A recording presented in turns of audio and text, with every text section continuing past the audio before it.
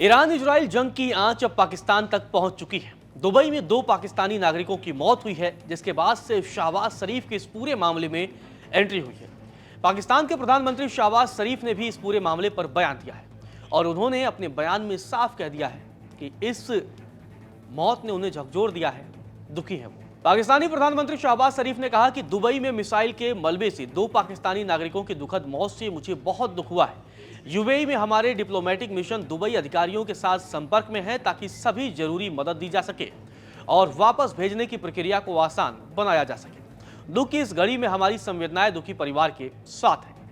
तो पाकिस्तान के प्रधानमंत्री ने इस मौत को दुखद बताया है।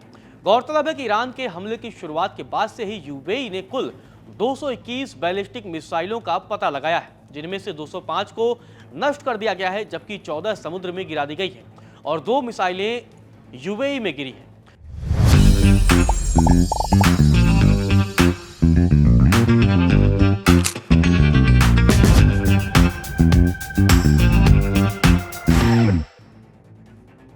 दुबई में मिसाइल के मलबे की चपेट में आने से मारे गए 2 पाकिस्तानी नागरिकों के शव अब पाकिस्तान वापस लाए जाएंगे।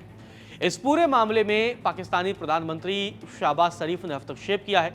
इस मामले में पाकिस्तानी सरकार यूएई अधिकारियों के साथ बातचीत कर रही है। पाकिस्तान के प्रधानमंत्री शहबाज शरीफ ने इस पूरे मामले पर बताया कि यूएई में मौजूद पाकिस्तान के राजनयिक मिशन दुबई प्रशासन के साथ लगातार संपर्क में है ताकि मृतकों के शवों को जल्द से जल्द स्वदेश लाया जा सके। उधर इस्लामिक रिवॉल्यूशनरी गार्ड कोर यानी कि IRGC की तरफ से एक बड़ा बयान सामने आया है और उसमें कहा गया है कि ईरान की सशस्त्र सेनाएं मौजूदा रफ्तार से कम 6 महीने तक चलने वाले भीषण युद्ध को जारी रखने में काबिल है। मतलब सीधे चेतावनी दी गई है कि IRGC 6 महीने तक युद्ध लड़ने में सक्षम है। अगर ये युद्ध 6 महीने तक चलता है तो दुनिया में भयंकर तबाही मचने के आसार हैं। ईरान के शहर नजफाबाद में अमेरिका और इजराइल के डबल मिसाइल हमले में उधर 20 से अधिक लोगों की मौत हुई है और करीब 50 लोग घायल भी हो गए। ये जानकारी ईरान की समाचार एजेंसी फॉर्स ने दी है। रिपोर्ट की माने तो शहर में पहले एक मिसाइल हमला हुआ।